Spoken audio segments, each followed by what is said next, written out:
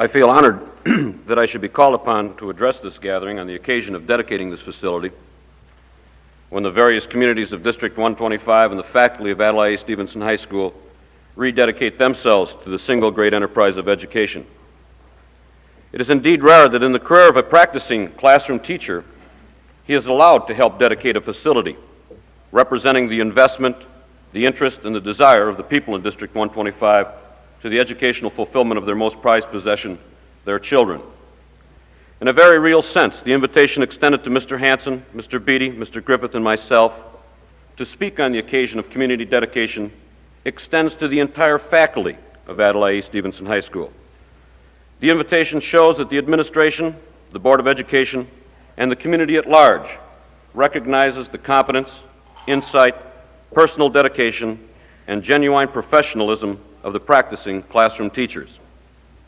I have a further personal honor in directing my few remarks to you, for it is to me the realization of a cherished hope that one day, fundamental to the health of a great educational system, there would be the awareness that students, curricula, buildings alone, and as important as they are, do not make an effective educational system. In short, the awareness that the key to effective education is the classroom teacher. I am honored to be a member of the teaching staff at Adlai Stevenson High School. I am honored to be here today representing the Division of the Humanities.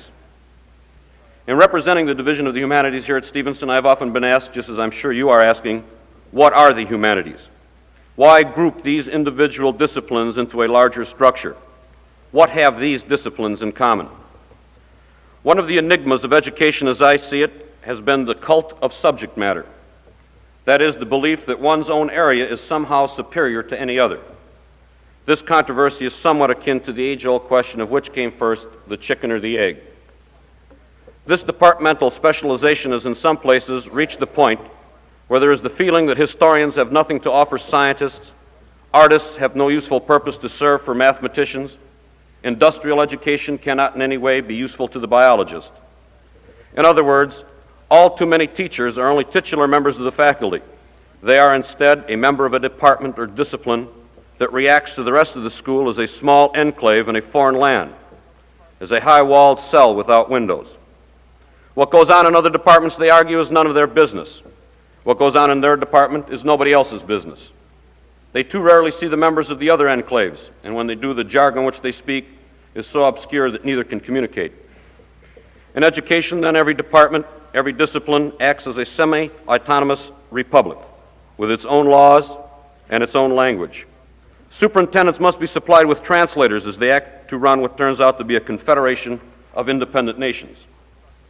Education is becoming so immersed in this compartmentalized instruction, measured in units of credit, it has tended to forget what the real purpose of the school as a total entity really is. An atmosphere of this kind cannot produce well-rounded personalities, nor sharpen young minds to meet the realities of the unsegmented world in which they will shortly find themselves. When the administration and staff were being organized last July to open this building as a four-year high school with the short notice we had received, the uppermost thing in the mind of Mr. Banzer, the Board of Education, and those of us given the responsibility of curricular development was how to reduce these compartmental tensions. Our attitude was that the teaching faculty in all of its branches must be mutually helpful, have mutual confidence in each other, and realize that each has a part to play in the total structure of Adlai Stevenson High School. What came from our thinking was the organization of the teaching staff into the broad divisions. Each division was to be made up of the departments, which would have the same basic goals, objectives, understandings, and skills in their instruction. In organizing the Division of the Humanities, we first asked what skills, attitudes, and understandings are basic for the type of students in attendance. When I talk about students, I am referring to the able and ambitious ones, the unable and unambitious ones, the underachiever and the overachiever, those who go to college and those who do not. I have long felt that we must respect them all, not just the future philosopher, but also the future plumber. As I have said before, if we lose respect for either type of student, neither our pipes nor our theories will hold water. During our discussions last July, then, we knew that we wanted a different internal structure. We knew who our staff was. We knew who we wanted to reach with our education. Now it was left to determine what departments fall into each division and how these disciplines each would contribute to the end of a total instruction for the student. The Humanities Division, it was determined, must provide an education that was a search and a discovery for the student. The humanities must provide a social competence, which answers the question why, an appreciation of art and music, and skills in reading with understanding. In short, the Humanities Division is to provide your children with a liberal education, which gives to them the experiences which equips a person to read, write, think, judge, and act, and to do so in the light of a good general culture. If you prefer, education in discrimination, in creative imagination, in logical thought, and in practical wisdom. To accomplish these ends and goals, we place in the Division of the Humanities the departments of art, foreign language, music, English, and history and the social sciences. Now, unlike Hamlet, we do not have to ask to be or not to be. We are.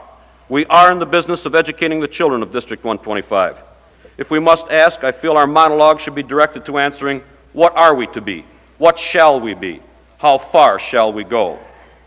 With all modesty, I believe we are riding the crest of an educational revolution created by ourselves. Our questions must be directed to making our curricula revolutionary also. I like to think of it as curriculum in motion. As we develop new teaching methods, new building construction techniques as witnessed by this school, and as more students enter and stay in school, we cannot survive with education half revolutionary and half static. How are we in the humanities producing curriculum in motion? As one who likes to stress what is being done as well as what is not being done, and one who recognizes the very dangerous habit of generalizing, let me mention some of the significant developments going on here at Adlai E. Stevenson High School. I begin with the English department by first saying that in the Humanities Division we stress good writing in all classes, not just in English classes. The basic change in this subject has been in quality and method, as can be seen in our reading program, which came to the conclusion that many books were not worth reading, and that students, to too great an extent, were reading for story and not for meaning. Accordingly, we now emphasize quality rather than quantity, complete items rather than snippets, and we are stressing the interpretive and the analytical rather than the narrative and descriptive approach. Also, a program of writing has been instituted carrying our students through the various writing and language skills needed for the liberal education I have referred to before. In a continuing effort to give the students the tools they will need to achieve, the English department now requires a 9-week speech training for all freshmen. In this class, freshman students are given experiences in effective posture, speaking, and voice qualities. In short, curriculum in motion. In foreign language, the curriculum in motion are concerned with three things: the method of instruction, the number of years a language should be studied, and the grade in which the study of a language should begin. We have introduced the audiolingual instructional approach, sometimes referred to as the listening-speaking method here at Stevenson. This method uses as part of the program the electronic classroom or language laboratory. I would now extend to you an invitation before leaving the building today you visit our electronic monster used in language instruction. In our curriculum motion in foreign language, we learn that 2 and 2 does not make 4 when it is 2 years of one foreign language and 2 of another. We are now encouraging students that it is preferred they study 3 or 4 years of one language. The answer to the question, when should the study of foreign language begin, champions of practically every grade have appeared, and many of Stevenson's future students are now studying well before the traditional 9th grade. However, nothing has yet been established in District 125. The articulation conferences between the elementary and secondary teachers, as the one just held November 12th, are trying to answer this question. I turn now to history and the social sciences, my own area, and I must hang my head. Here I believe the curriculum is least in motion. Why? In my opinion, it is because of the fact that the social sciences are called upon to shoulder the major responsibility for advancing the public and civic purposes that society imposes upon the school it has created and supports. We in the social sciences, as the Chinese, absorb any invader. If more economics is needed, we become economists. If Illinois government is desired, we implement it. If the United Nations is to be stressed, we stress. If a course on communism is needed, we will teach it. Schools, we must remember, exist not only for the benefit and advantage of the students who attend them, but also, and no less important, for the welfare of the community itself. We at Adlai Stevenson High School believe that we have identified the civic purpose which the social sciences are charged with advancing. That is, to raise up a loyal, well-informed, thoughtful citizenry. Now that we have identified our purpose, we in the social sciences will begin to have motion also. We are now working to bring about a curriculum, instructional method, and course of study that will allow our students to identify themselves with the traditions, ideals, and habits of the community, to become citizens with the means to assimilate the wide range of knowledge that can clarify the problems rising in today's world, and to develop the analytical and critical processes that are needed in reaching rational, responsible decisions. Thus far, I have been talking only of the study of what man has done. Let me turn now to the areas where the students are given the opportunity to create for themselves, to express their own talents.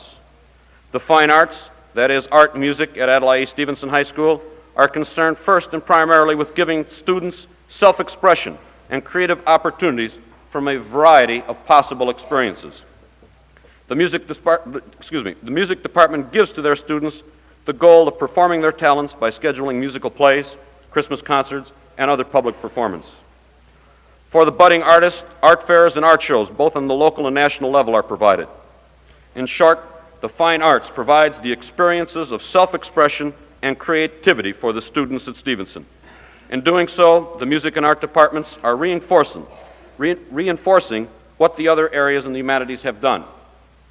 When English, the foreign languages, and the social sciences educate in man's past expressions, the fine arts gives the students immediate satisfaction of putting their own achievements on display.